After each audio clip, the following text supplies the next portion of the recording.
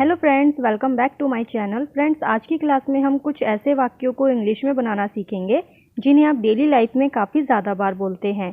तो ये सभी वाक्य कुछ इस तरह से हैं, जैसे आप रहने दो मैं कर लूँगा, या फिर आप रहने दो मैं जा रहा हूँ, या फिर आप रहने दो वे यह काम कर लेंगे, या फिर आप रहने दो मैं उससे बात कर लूँगा। तो यहाँ पर आपने नोटिस किया आप रहने दो हर वाक्य में बार बार रिपीट हो रहा है। तो इस तरह के वाक्य को इंग्लिश में कैसे बोला जाता है आज की क्लास में हम सीखेंगे। फ्रेंड्स, इन सभी वाक्यों को आप तब बोलते हैं जब कोई काम आप किसी को करने से मना कर देते हैं और उस काम को आप खुद करते हैं। जैसे आपके सामने कोई काम करे, मान लीजिए आपकी मम्मी काम कर रही हैं, तो आप उनसे बोलेंगे कि आप रहने दो मैं ये काम कर लूँगा। तो इस तरह से इस सिचुएशन में, इस कंडीशन में आप इन वाक्यों को बोलते हैं। तो इस तरह के वाक्यों को बोलने के लिए आप यूज़ करोगे यू लेट इट बी। जो शब्द इसमें रिपीट हो रहा है आप रहने दो, आप रहने दो, इसको आप इंग्लिश में बोलोगे you let it B. You का मतलब आप, लेट इट बी का मतलब रहने दो। यू लेट इट बी, आप रहने दो। तो आइए फ्रेंड्स, अब इसी की सहायता से हम इस तरह के वाक्य को इंग्लिश में बनाना सीखते हैं। तो फ्रेंड्स, इस तरह के वाक्य को इंग्लिश में बनाने के लिए आप इस स्ट्रक्चर का यूज़ करोगे। सबसे पहले आप लिखोगे you let it B. You let it B, इसका मतलब होता है आप रहने दो। You let it B. इसके बाद आप लिखोगे टेंस। पहले आपको यू लेट इट बी लिखना है और उसके बाद आपको टेंस लिखना है। तो आइए इसी स्ट्रक्चर का यूज़ करके अब हम इस तरह के वाक्य को इंग्लिश में बोलना सीखते हैं। हमारा फर्स्ट सेंटेंस है आप रहने दो मैं कर लूँगा। आप रहने दो मैं कर लूँगा। अब आप इसको इंग्लिश में कैसे बोलोगे? पहले आप लिखोगे आप रहने दो, इसको हम इंग्लिश में बोलेंगे you let it B. You let it B. इसके बाद आपको टेंस लिखना है। टेंस क्या है? मैं कर लूँगा। आई विल डू, मैं कर लूँगा। आई विल डू, पहले सब्जेक्ट आएगा मैं को इंग्लिश में आई बोलेंगे। आई के बाद विल आएगा और विल के बाद आ जाएगा डू। करने को डू बोलते हैं। आप रहने दो मैं कर लूँगा। You let it be, I will do. I hope friends आपको ये समझ में आया होगा। अब इसी तरह से आपको अगला वाक्य बनाना है।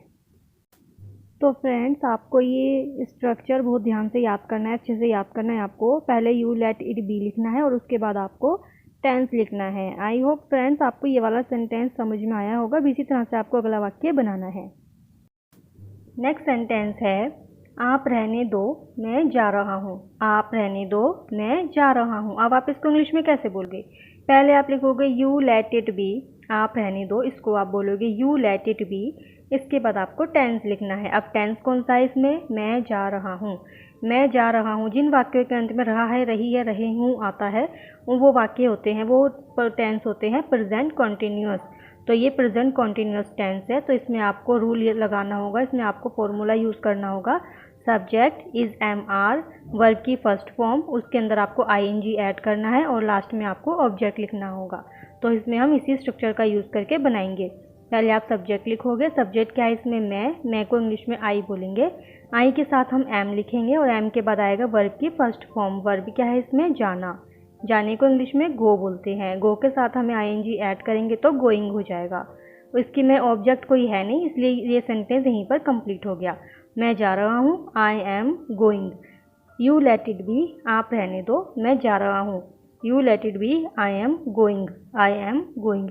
आई होप फ्रेंड्स आपको ये समझ में आया होगा। मैंने यहाँ पर टेंस का रूल आपको एक्सप्लेन करके बता दिया है ताकि आपको टेंस के रूल देखने के लिए कहीं और जाना ना पड़े, आपको टेंस के अंदर सर्च ना करना पड़े। इसलिए मैंने इसी वीडियो में आपको ये वाक्य को बनाना तथा इसमें टेंस का यूज़ करना भी मैंने आपको सिखा दिया है। आई होप आपको ये समझ में आई होगी। अब इसी तरह से आपको अगला वाक्य बनाना है। नेक्स्ट सेंटेंस है आप रहने दो वे ये काम कर लेंगे। आप रहने दो वे यह काम कर लेंगे। अब आप इसको इंग्लिश में कैसे बोलोगे? पहले आप लिखोगे आप रहने दो, इसको हम बोलेंगे you let it B. You let it B मतलब आप रहने दो। उसके बाद आ जाएगा टेंस। टेंस क्या है? वे यह काम कर लेंगे। इसको आप कहोगे, पहले सब्जेक्ट लिखोगे। सब्जेक्ट क्या है? वे को इंग्लिश में दे बोलेंगे। दे के बाद आ जाएगा विल। विल के बाद आएगा डू। डू के बाद आ जाएगा object this work. They will do this work, वे यह काम कर लेंगे। आप रहने दो वे ये काम कर लेंगे। You let it be, they will do this work.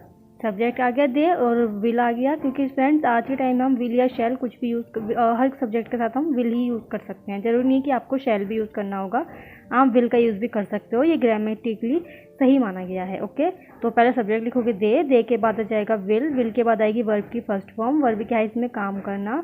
करने को कहते हैं डू। डू के बाद आ जाएगा ऑब्जेक्ट। ऑब्जेक्ट क्या है? यह है काम। इसको हम इंग्लिश में बोलेंगे this work. They will do this work. You let it be, आप रहने दो। They will do this work, वे यह काम कर लेंगे। आई होप फ्रेंड्स आपको इतना समझ में आया होगा। तो आप इन सभी वाक्यों को ध्यान से समझिए, इन सभी वर्ड मीनिंग को आप याद भी कीजिएगा। और अगर आप इंग्लिश सीख रहे हैं तो आपको वर्ड मीनिंग सीखने की भी बहुत ज़्यादा ज़रूरत है। ओके, तो आप इन सभी वाक्यों को, तो फ्रेंड्स आप इन सभी वीडियोस को, इन सभी स्ट्रक्चर्स को बहुत ध्यान से देखिएगा और इन्हें याद कीजिएगा और अपनी डेली लाइफ में इन्हें अप्लाई करने की कोशिश ज़रूर कीजिएगा ताकि आपकी इंग्लिश और भी बेटर हो सके। ओके, देखिए फ्रेंड्स, ये सभी वाक्य इंग्लिश में बनाने के लिए कितने आसान हैं। अगर आपको टेंस आते हैं तो आप बहुत ही ज़्यादा आसानी से, बहुत ही इजीली इन सभी वाक्यों को इंग्लिश में बोल सकते हो। लेकिन अगर आपको टेंस नहीं आते तो भी कोई प्रॉब्लम वाली बात नहीं है। मैंने इस पूरी वीडियो में टेंस के रूल को भी एक्सप्लेन कर दिया है, तो आप इसी रूल को याद कर लीजिएगा। इन रूल्स को, जो टेंस के रूल मैंने लिखे हैं यहाँ पर, उन्हें आप याद कर लीजिएगा और उन्हें याद करके इन वाक्यों को इंग्लिश में बहुत ही आसानी से आप भी बोल पाओगे। तो अब हमारा नेक्स्ट सेंटेंस है, आप रहने दो, मैं उससे बात कर लूँगा। आप रहने दो, मैं उससे बात कर लूँगा। अब आप इसको इंग्लिश में कैसे बोलोगे? पहले आप लिखोगे आप रहने दो, इसको हम क्या बोलते हैं? You let it B. You let it B, अभी मैंने आपको बताया यू लेट इट बी का मतलब होता है आप रहने दो। इसके बाद हमें टेंस लिखना है। अब टेंस क्या है इसमें? टेंस है इसमें मैं उससे बात कर लूँगा। टेंस क्या है इसमें? मैं उससे बात कर लूँगा। अब आप पहचान कीजिए ये कौन सा वाक्य है।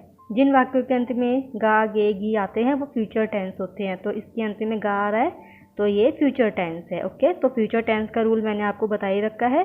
पहले हमें सब्जेक्ट लिखना होता है, उसके बाद विल या शैल लिखना होता है, और उसके बाद हमें वर्ब की फर्स्ट फॉर्म लिख के उसके बाद हमें ऑब्जेक्ट लिख देना होता है। ओके, विल शैल एक्चुअली क्या है, आज के टाइम में हम हर किसी सेंटेंस में, मतलब जो फ्यूचर टेंस होता है उसमें हर सब्जेक्ट के साथ हम विल का यूज़ भी कर सकते हैं। ज़रूरी नहीं है कि आपको शैल का यूज़ करना है, बट आप विल का यूज़ भी कर सकते हो। ग्रामेटिकली विल को हर सब्जेक्ट के साथ एप्लीकेबल माना गया है। ओके, तो इसे आप बनाओगे मैं उससे बात कर लूँगा। इसे आप कहोगे, पहले सब्जेक्ट लिखोगे मैं को इंग्लिश में आई बोलेंगे। आई के साथ आप विल लिखोगे। विल के बाद आपको वर्ब की फर्स्ट फॉर्म लिखनी है। वर्ब क्या है इसमें? बात करना। बात करने को इंग्लिश में टॉक बोलते हैं। टॉक के बाद आ जाएगा ऑब्जेक्ट। ऑब्जेक्ट क्या है? उससे। To him, I will talk to him, मैं उससे बात कर लूँगा। I will talk to him. आप रहने दो, मैं उससे बात कर लूँगा। You let it be, I will talk to him.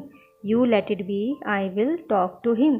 I hope friends आपको ये समझ में आया होगा। फ्रेंड्स इन सभी वाक्यों को आप अपनी डेली लाइफ में ज़रूर यूज़ कीजिएगा इंग्लिश में, तभी आप अपनी इंग्लिश की प्रैक्टिस को अप्लाई कर पाओगे, प्रैक्टिस को अच्छी कर पाओगे। ओके, तो अब इसी तरह से आपको अगला वाक्य बनाना है। नेक्स्ट सेंटेंस है, आप रहने दो, इसे मैं खा लूँगा। आप रहने दो, इसे मैं खा लूँगा। अब आप इसको इंग्लिश में कैसे बोलोगे? पहले आप लिखोगे आप रहने दो, इसको आप लिखोगे यू लेट इट बी। आप रहने दो, यू लेट इट बी। इसके बाद आपको टेंस लिखना है। टेंस क्या है? इसे मैं खा लूँगा। अब आप इसको इंग्लिश में ट्रांसलेट कीजिए। खाने को इंग्लिश में ईट बोलते हैं, आप इसको इंग्लिश में ट्रांसलेट कीजिएगा। फ्यूचर टेंस का रूल अप्लाई कीजिएगा। इस पर subject plus will shell plus verb की फर्स्ट फॉर्म प्लस ऑब्जेक्ट, ये वाला रूल आपको अप्लाई करना है और इसमें आपको ट्रांसलेट करना है। ट्रांसलेट करके आप कमेंट करके ज़रूर बताइएगा आपने क्या लिखा है, क्या बनाया है, ताकि मैं चेक करता हूँ। क्योंकि आपको वीडियो समझ में आई है या नहीं आई है वो तभी पता चलेगा जब आप इसे इंग्लिश में ट्रांसलेट करोगे। ओके, तो इसको ट्रांसलेट करके कमेंट करके ज़रूर बताइएगा। आई होप फ्रेंड्स आपको ये वीडियो समझ में आई होगी। और इसी तरह की और वीडियोस को देखने के लिए आप हमारे चैनल को सब्सक्राइब करें, वीडियो को लाइक करें, शेयर करें। मिलते हैं अब नेक्स्ट वीडियो में। Bye bye, take care.